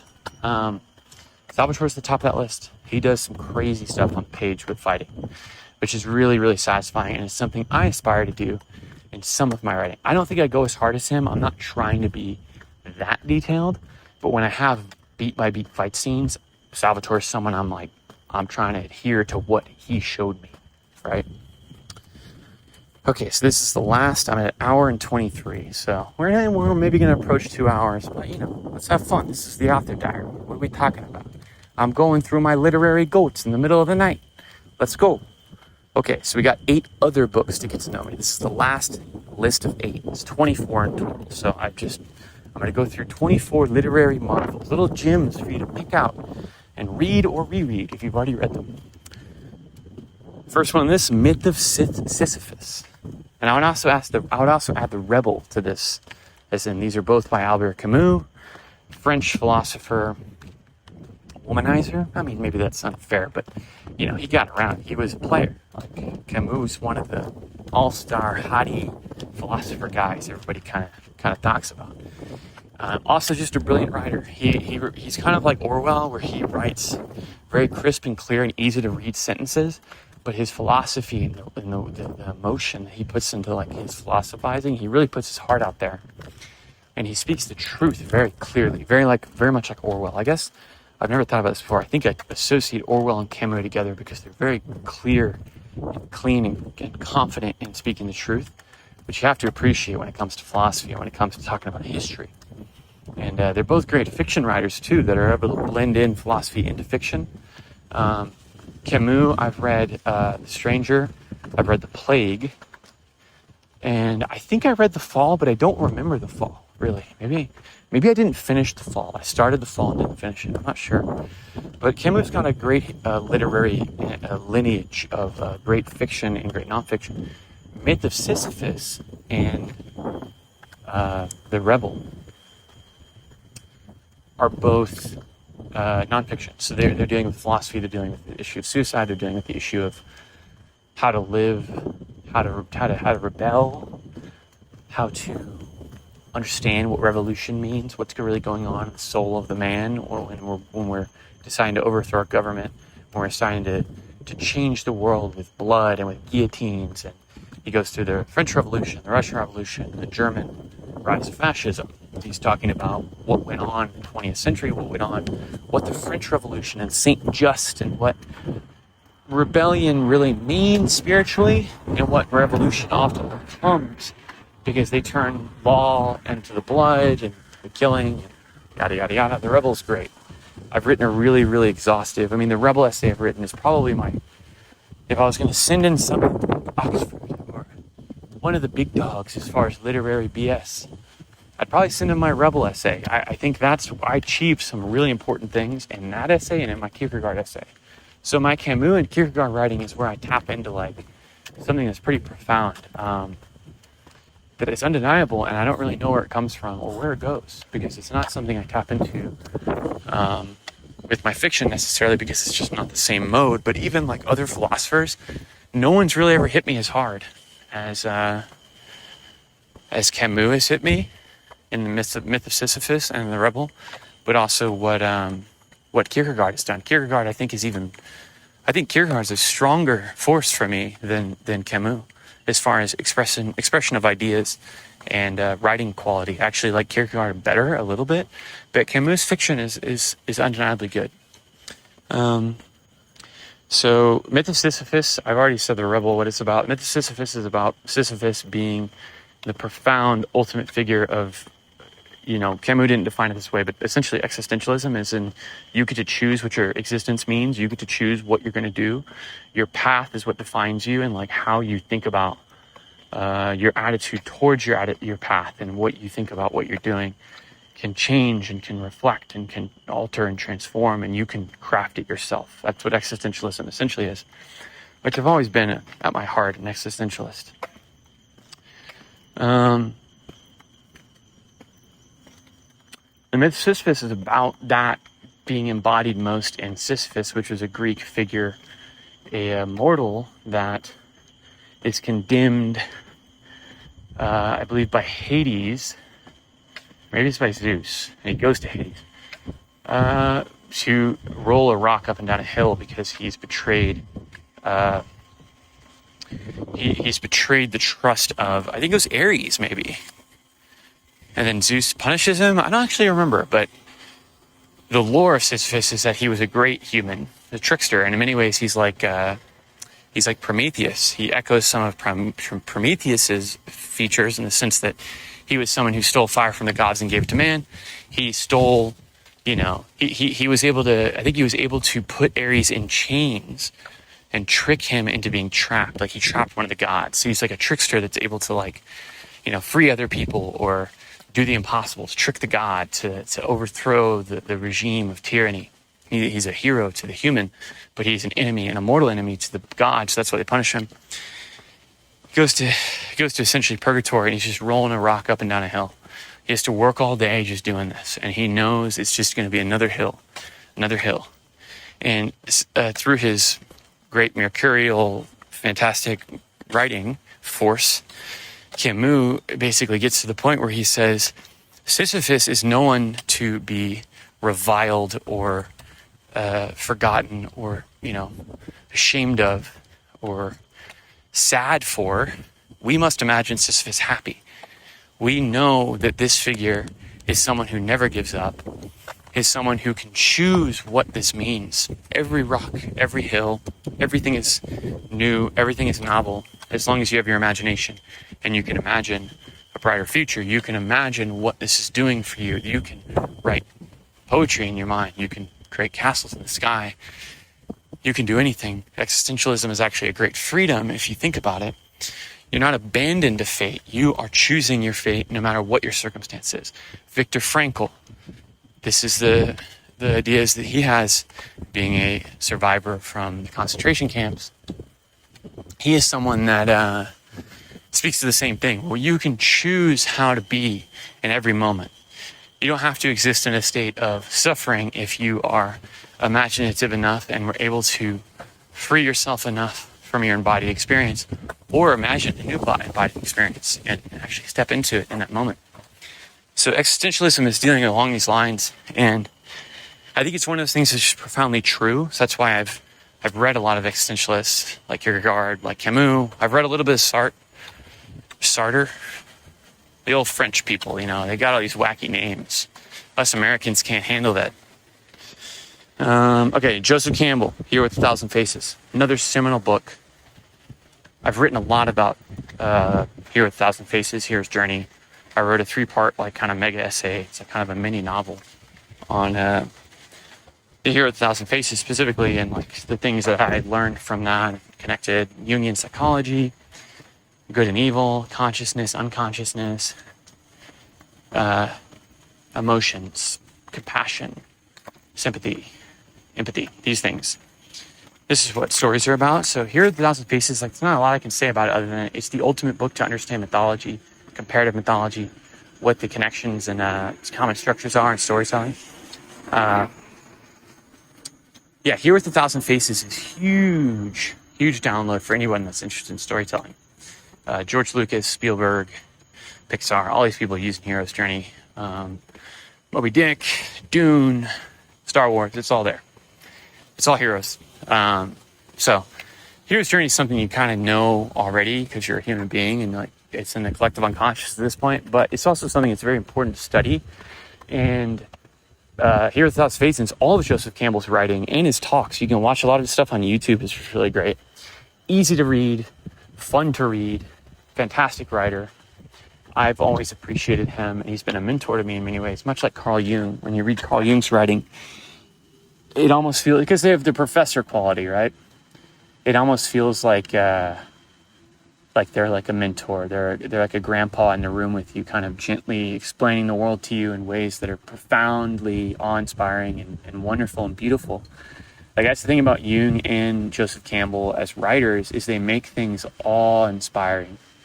They're imbibing the wonder of the world too, and they're sharing it with you. And they're also not afraid of the shadows, getting into the darkness too. Okay, so we got Haunting of Hill House by Shirley Jackson. Oh boy, Shirley Jackson I was actually introduced to. We read the short story The Lottery in school, and that was one of my favorite short stories ever. It's how shocking and diabolical it was. That's some of the moments, reading that and reading Stephen King, some of the moments where I started to realize, okay, I actually smile at diabolical stuff, really gnarly, messy stuff. And then, obviously later in life, getting into Barker and reintroducing myself to his work. It's just a trait I have. I do like the extremes of things, honestly, especially in art, and especially when you pull it off well. And what I mean by that, in not so many words, is if you're Clive Barker, you're David Cronenberg, what you're able to do with the extremes of this world are what art needs and is what is sustenance to me as an artist. So I always appreciate the Barkers and the Cronenbergs of the world for going too far. I need you to go too far, right? I don't want to see the fly's head fall apart, but guess what? You had to show it to me, and I had to watch it, right? I'm not gonna, if I write The Fly, I might pull his head apart too, but until I get to that moment, I'm not imagining or wishing or desiring to see that. I don't want to see gore. It's inherently bone-chilling to me, and it freaks me out, and sometimes I can't look. Midsommar gave me a panic attack. There's some freaky violence in that movie, and the ending, and the music, and the force of it. Horror works on me. When I say that, I mean that. And that's why it intrigues me, and that's why I have to write it, and I have to dig into it, is because it works on me, and because it scares me. And it's because I understand the value of horror. Horror also, it's like listening to growls and guttural singing for the first time when you're getting into metal. you're listening to Opeth and it's like, oh, I really like Damnation, but dang, Deliverance is crazy. There's some wild lyrics or whatever. You get beyond that because you realize this is art. This is part of the experience of life, but also what people are willing to say and do. Horror is about like the extremes of everything, right?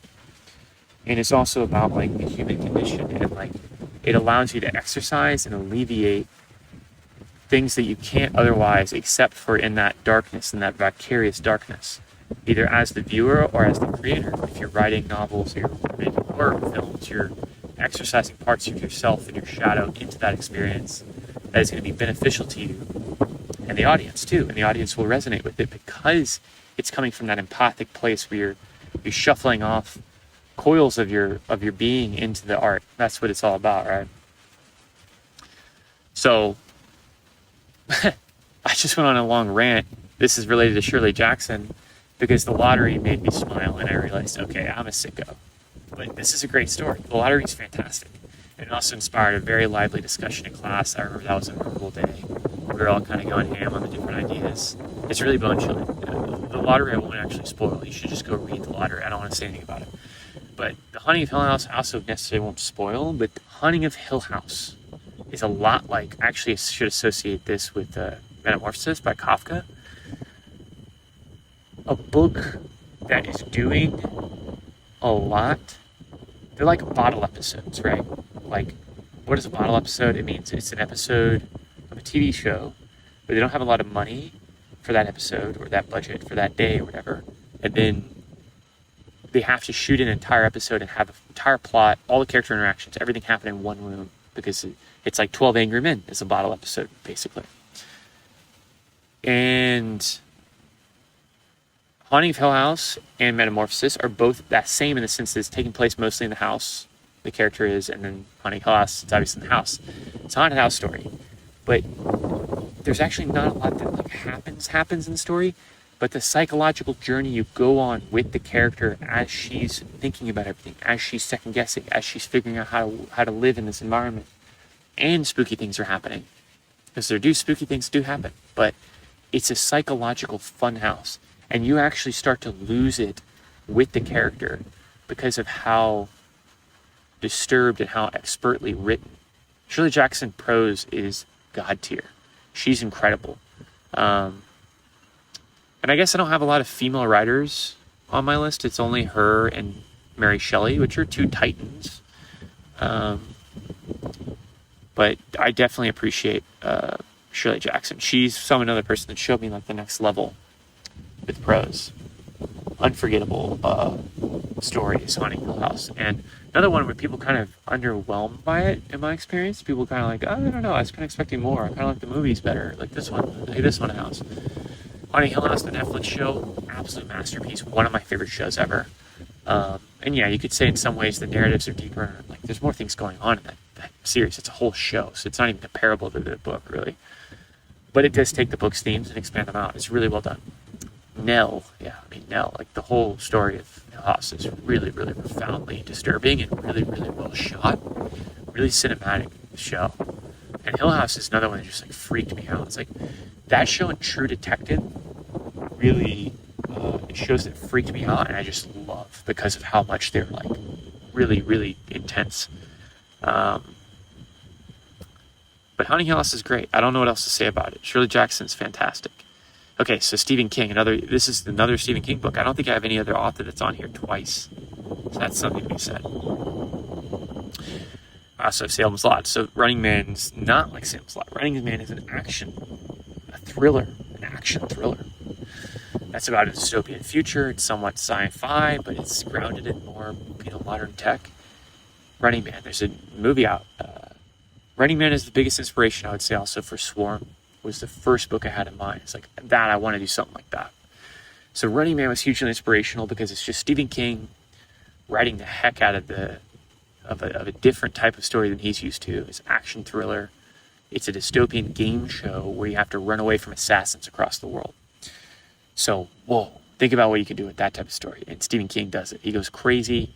There's bombs, there's chase scenes, there's plane hijacks, there's crazy stuff going on in the story. It's a freaking cocaine story He was on cocaine when he wrote it, which, good. Yeah, that's awesome. God willing, we can all have our cocaine stories, like King had his cocaine stories. So, Running Man's fantastic. I don't know what else to say about it other than it's worth a read. It's a breeze to read. It's a really inspiring story from my standpoint as a writer, because it showed me that you can do stuff like that with that story, as far as like how quickly you can get into the action, how quickly you can move things along, and just be like, this is the reality you're in. Go, go, go. Let's get to the good stuff. It's like cake. It's like one of those stories that's like 80% cake, and it's like, how is this working? It's all good stuff. You kind of have to get to some like weird or boring, or like you have to slow things down. And King just doesn't do it. He just keeps going. It's awesome. And I tried to write Wherever He May Swarm like that, my sci-fi horror story. So next, these are the last four, the final four. We're at 1 hour and 40 minutes on the author diary. My final four on author diary number 4, starting with I Am Legend by Richard Matheson. Matheson is a legend in the TV writing realm as well. He wrote a lot of good Twilight Zone episodes, such as Terror at 30,000 Feet, the Shatner plane gremlin wing story. Fantastic. Matheson's a true legend. And he wrote, this is a pretty big, I think a lot of people know I Am Legend. I Am Legend's a sci-fi last man apocalypse story that's also a vampire story. So it's the last guy on Earth, basically, after a vampire plague happened. Kind of ambiguous, the details of what happened, but he's one of the only humans left. He turns out to be the only human left. But there's some digressions and changes on that. Yeah, he's got to be a vampire slayer. So this is like an evolution of Van Helsing in some ways. He's got to go slay vampires by the day because he's protecting himself. But it's also like a fruitless cause, because he's like, he doesn't think anybody else is around. Obviously, he doesn't know he's the last man in the world, but like he knows he's the last man in his area, other than vampires. Vampires roam at night. He goes out in the day to stake them where he finds them. And then the story plays out where some things change. He meets someone, and he's another human, another survivor, and he starts to try to get to know them, work with them. Some complications happen, some injuries happen, and the story plays out as a crazy, satisfying ending. I Am Legend, I guess, is on this list because I remember it's another one of the early books that I wrote about, where I had like an essay that I wrote about I Am Legend. It's back when I was signing my essays. I'd always incorporate the word essay in whatever I was writing about. So if it was Full Metal Alchemist, it would be Full Metal Essayist. If it was I Am Legend, it was I Am Essay. That's how I was signing the essays. It's kind of just saying, I'm writing an essay about this thing.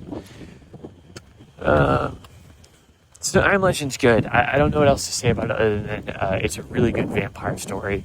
Really, really, it's well written, but it's a very craftsman's type story. I actually think I probably write closer to Richard Matheson than anybody else on this list, and that's because I think he's a kind of a basic prose stylist. He's not trying to do too much, and maybe I'm underplaying myself or him a little bit too much, but that's the honest truth.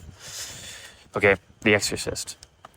The Exorcist, the book, the movie's great too. Another one where it's like Hellraiser and The Exorcist are probably top 10 horror films for most people in the entire world. Like they're on the god level as far as like the big ones.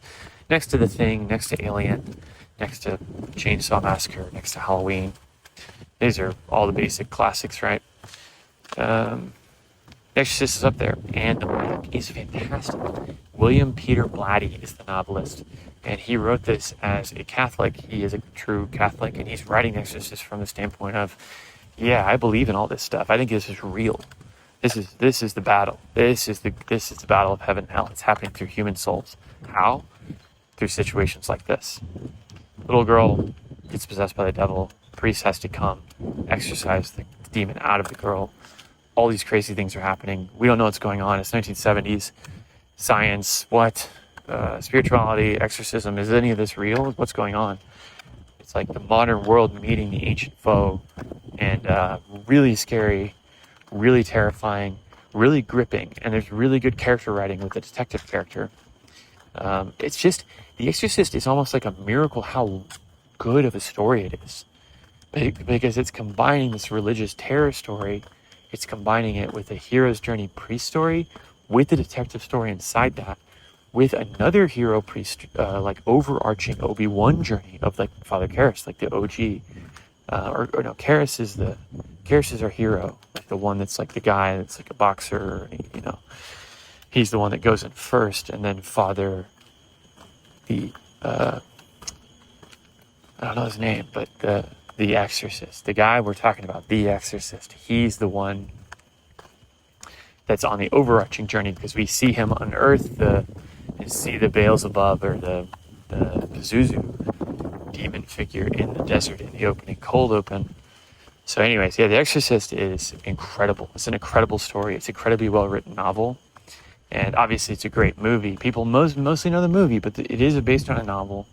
And it is a fantastic novel. It's really well written, and I highly recommend it. And it's one of those things that it'll affirm your faith if you're a Christian. It will make you believe a little bit more in the goodness of humanity, and in, like, you know, the power of priests, the power of faith, the power of God.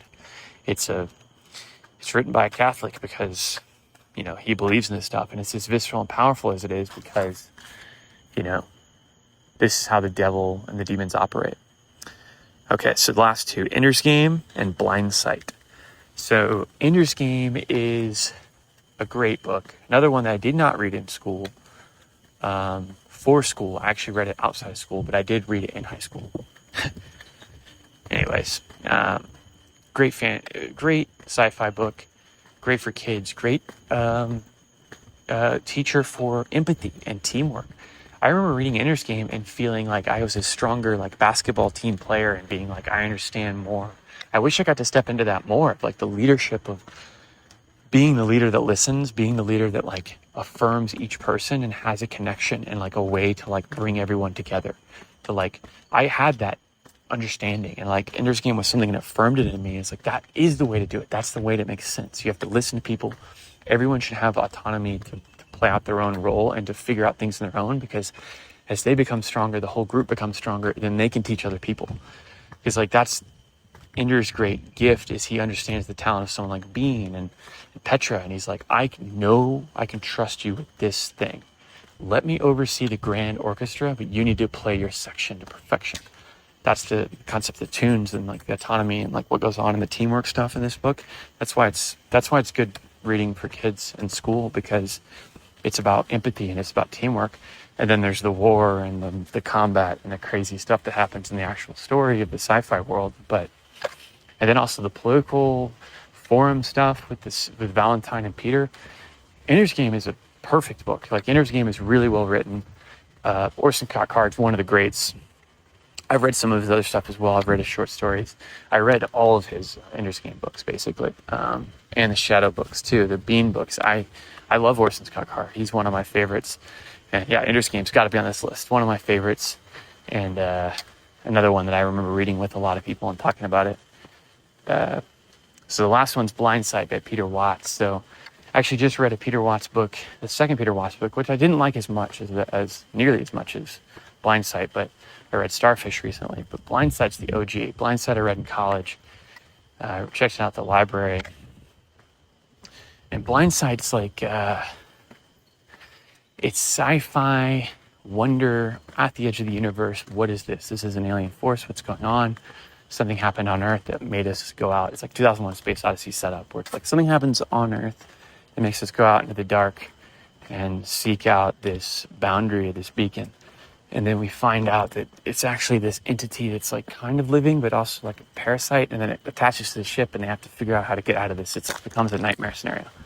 So it's like a crew, derelict horror, nightmare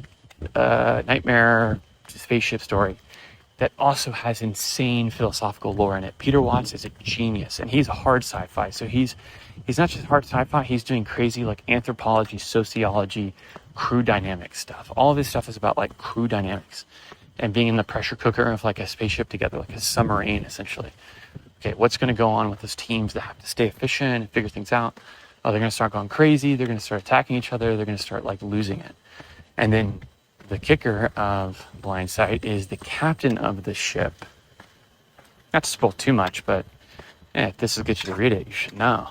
The captain of the ship in Blind Sight is a vampire. There are vampires in this future sci-fi world where we have like interstellar ships. And the vampire is the captain of the ship because vampires are a very rare race. And they're proto-humans that have been around since the dawn of time. And they're mostly gone now, but they've come back and reassumed roles throughout society. And they're important leadership figures because they can think in 5 dimensions. Meaning they're so intelligent, they can basically tell the future. And they just understand like logic, and they can pilot ships. And he could like it's almost like he's AI. He could run the ship by himself. He's like that good, but he's the captain. And then everybody fears him because he's a vampire. He can kill all of them easily. They're alpha predators, like the apex predator of the proto world is vampires. It kind of goes into the lore of it, but again, a crazy concept in a sci-fi book to throw in horror. So I love that stuff. And Blind Sight's incredible. Really, really good prose stylist. Again, I really appreciate writers like Watts that can just go in and have fun on the page. I'm striving to do the same every time I go. So, yeah, it's about 1:51. I think that's it for me. I'm heading back to my house now as I finish this author diary in the middle of the night. I'm pretty tired now. I gotta take a shower, hit the hay. This was fun, like going through all these books. I haven't really thought about them or like gone through this list, or I haven't gone through and written like a list on this. So maybe I can transcribe this whole audio thing into an article or something. That might be worth doing. But anyways, so this is Dylan Oros, your friendly neighborhood writer, and this has been Author Diary number 4, book walkthrough, literary marvel review. Thank you.